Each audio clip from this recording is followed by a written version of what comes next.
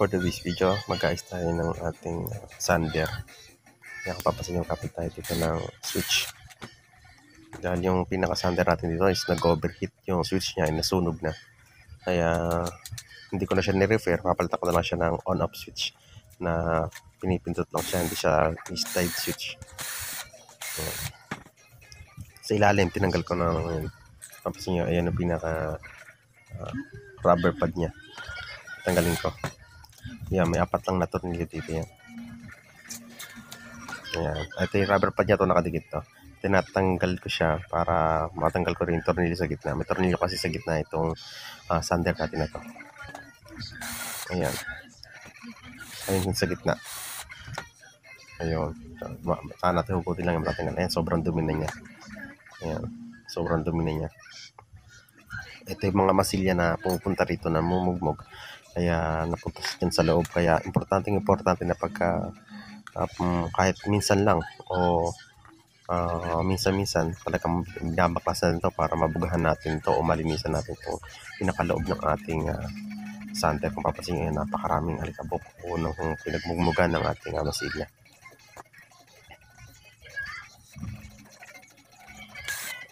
Ayan, tinanggal ko nga lang din pala yung tornilyo nito para yung sa pinaka cord niya. Ito ay sa ilalim na yun, tatanggalin ko din yun. Ito, yan yung pinaka vibrator nun, yung sander na yan. Ayan, ito yung pinaka rotor niya, motor niya. Ayan. Yung bearing na to, okay naman. Wala pa namang alog, pero ang gagawin ko dyan, babaklasin ko rin to. Ayan, pinaklas ko yung pinakatakip niya.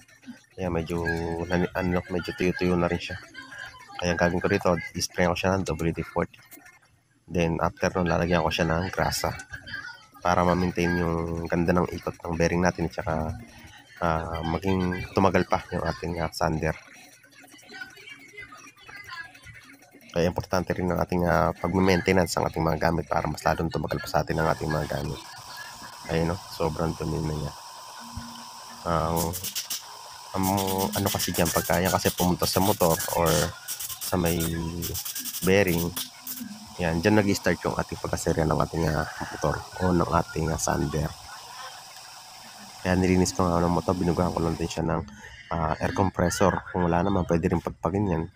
Yan, papasin nyo, yan, pwede na pagpagin yan. Actually, pwede nyo nga din hugasan ng tubig dahil nakakalas na nga ito. Papasin nyo, wala na itong motor. Kaya pwede nyo rin hugasan ng tubig. Basta patuyuin nyo lang muna bago nyo siya ibalik.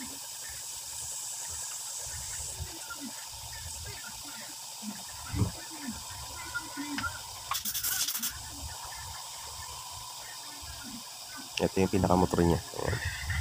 Ang brand niya lang pala na ito guys is Mitsubishi. Matagal na rin sa akin itong sander na to. Pero ilang beses ko na rin itong binuksan. Bali 3 times ko na rin itong binuksan. Gawa nga lang nasisira or napuputol yung wiring niya. Mga ganun. Kaya ako na rin maayos.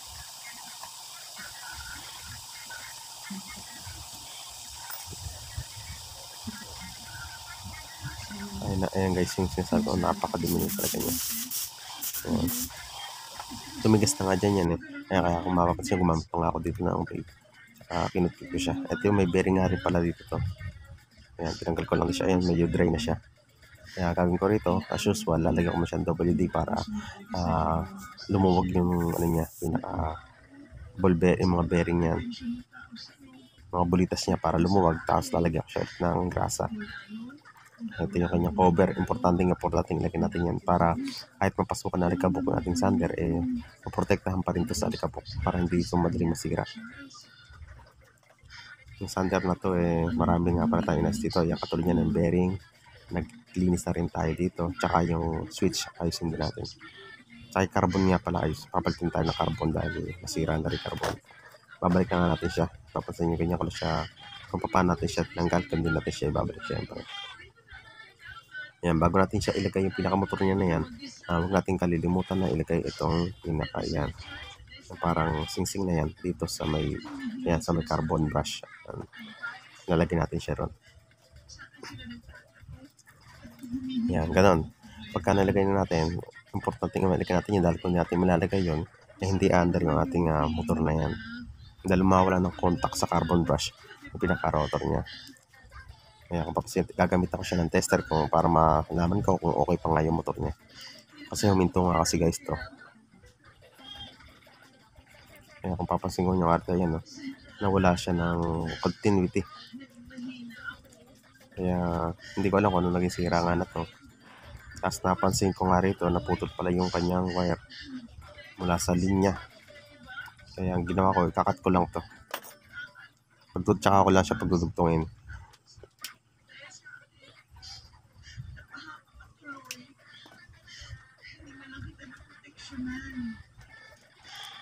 Tapos test ko lang ulit siya kung magkakaroon na siya ng continuity. Kaya kung mapapansin nyo, gumana na siya. Ayun, meron na siyang continuity. Kaya okay na siya. Ayan, bago ko siya isarado para sinigurado ko nga lang muna siya na okay siya. Tapos bago ko nga siya i-fix, gumamit din ako dito ng cylindrical tube para mas maging matibay dahil sa loob kasi yung mga ito, bawal ito ma-expose sa may bakal-bakal dahil live yung voltahe na lalabas doon. Ngayon ako siya sinunog.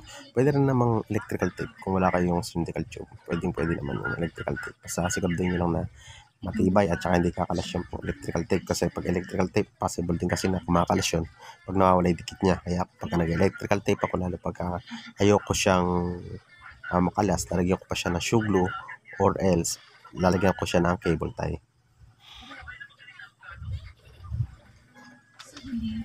Nagdesisyon hindi na sambahan ng kaso sa Charles. Pero hindi siya at ang account niya sa pagkakuna. Mabuti na lang hindi kumalat ang fake account at pictures na kay. Ito na nga yung sinasabi kong papalitan ko pati yung switch na switch na papalitan natin. Nagkaroon nga ako lang dito ng konting problema dahil yung takip na ito mamaya hindi pala kakasya.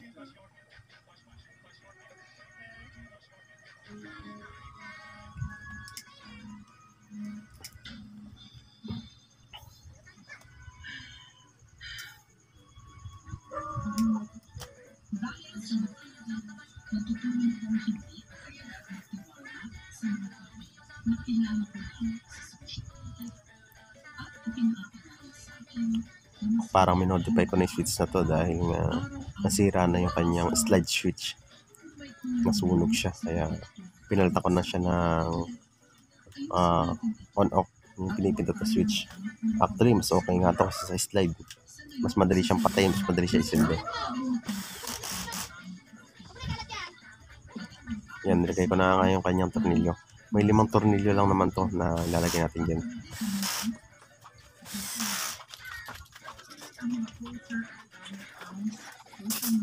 Kaya kung papansin nyo, may mga alikabok pa rin na tumuturit. Ayan, pwede nyo rin ganyan kung ano buksan yung inyong motor. Obligado dapat in-spray nyo rin siya ng compressor o kahit pa ano. Ayan guys, na on off. Nakuha ko nga lang po guys sa sirang dispenser. Yan, basta maliit lang na switch, pwede na yan. Mas maganda kasi ito dahil ang dispenser kasi medyo malaki din yung voltaheng lumalabas to, kaya ito is matibay itong switch na nilagay ko rito. Ito yung kanyang vibrator, yung pinakabakal na yan. Yan yung nagkisilbing pang-vibrate niyan. Yung bakal na yan, kaya importante malagay natin yan. Kasi ito yung kanyang lalagyan ng pad. Ito yung kanyang pang-clip para sa liha. Yan. Yan, ganun na siya lalagay. At itong spring niya ay yung pinaka-lock. Yan. Okay. Tapos tataklob ko lang siya. Tapos tornilyo na siya.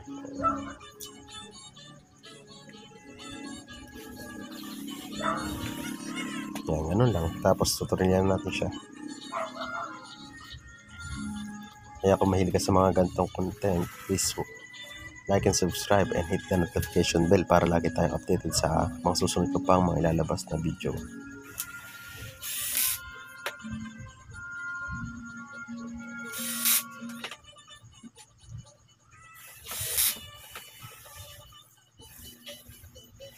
Yan, bali ang 4 na tornilyo dyan. Tapos yung pinaka-importante yung nasa gitna. Ayan. Ayan. Nalagay din natin yan.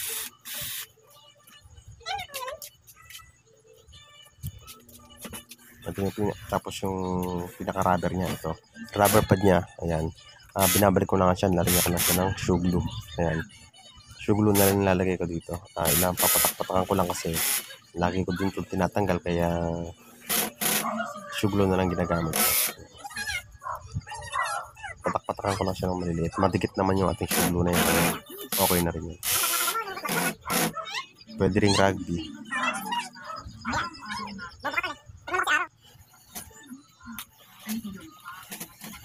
Ito nga yung kanyang last cover niya. Ngayong gabi, isang batang at pagmamahal.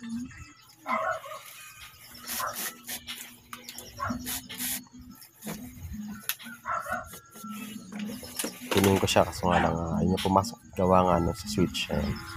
Nakaangat siya. Tumatama yung may tumatama dyan. Medyo nakaangat kasi yung switch natin, medyo malaki. Ayan, lagariin ko lang ito para sukat. Ayan, lagyan ko nga lang siya ng tanda, saka ko siya lalagariin. Yung part na yan, tanggalin ko yan. Lagari ko lang pinakatapat ng switch para maganda rin siyang tignan at the same time.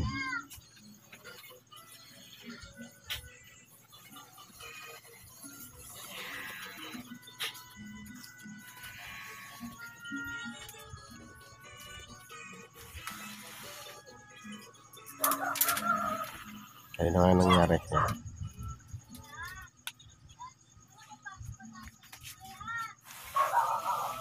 Kaya mapasin nyo. Ayan. Ayun, talagang maganda na siya. Para na siyang wala nangyari or mas bumagay na yung switch sa kanya. Hindi na siya nakaangat. Ayan. At ito yung carbon brush niya, medyo napudpud na nga ito. Isa nasunog na isang carbon brush, kaya papanak ko na siya. Ito yung kanyang spring carbon brush nung binili ko. Ito ngayon ko na siya gagamitin. Kaya ito yung plug and play. Tinatawag na plug and play na. Ayan yung carbon brush niya. Magkamukha niya dahil nga gawa nga na sa kanya talaga itong carbon brush. Ito yung pinaka-spring carbon brush na nung binili ko siya. Kaya importante na pagka dumarating sa inyo mga power tissue, itabi nyo yung carbon brush. Madali lang naman ikabit to. Yeah, meron naman dyan na flat screw na tinatanggal. Sasalpak nyo lang yan. Takan sa sarado. Ganun lang simple ikabit yung ating carbon brush. Yan. Kaya dito hindi na ako nagliha rito dahil siya siya talaga yung carbon brush na to. Hindi na ako nag-modify ng carbon brush. Ready for testing siya kung gagana mga bato or ano. Bago nga po pala siya i-testing, sinecure ko muna hindi shortage yung ginawa ko. Ayan, papansin nyo, hindi shortage, meron siyang reading na mataas-taas. Ayan. Kaya ganyan, okay yan. Pagka short o nag-1 yan o nag-0, delikado yan. Kaya papansin nyo, kaya lumakas na naman siya. Napakaganda na naman ng kanyang tunog guys. Ganun lang guys. Thanks for watching.